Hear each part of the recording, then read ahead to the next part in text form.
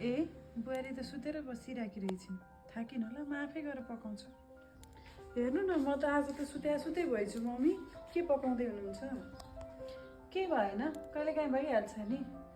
तिमी सुतिरहेको थियौ, थाक्यो होला भनेर उठाइन, चिया पकाएको छु मैले, हालेर बाहिर ल्याइदेऊ है, अनि आफूलाई पनि लिएर आऊ। हुन्छ, बस्दै गर्नु न मम्मी। उठाउनु भएको भए हुन्थ्यो नि त मम्मी, लिन चाहिँ। केही हुन्न, कहिलेकाहीँ त्यस्तै त हो नि। बच्चाले रातभरि सुत्न दिन्न, गाह्रो हुन्छ, केही फरक पर्दैन। कति काम छ मेरो आज, यति सकाएर लुगा धुन गइहाल्नु पर्यो। छोरा कहाँ छ त बुहारी? भित्रै हुनुहुन्छ होला नि। किन र मम्मी, केही काम छ र? होइन, केही काम छैन। कति मोबाइल चलाएर बसेको बाबु, आज बिदाको दिन, जा बुहारीलाई गएर सहयोग गरिदिए।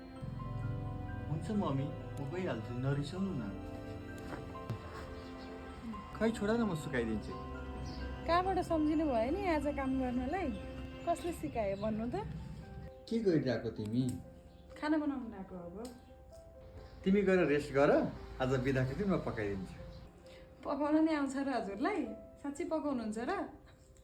जाऊ न, गएर थपक्क बस्छ, अहिले मम्मीले कराउनुहुन्छ मलाई फेरि। म पकाइहाल्छु नि। साँच्ची हो? त्यसो भए मैले सासूबारीलाई चिया लिएर गएँ, हजुर पकाउनु है त।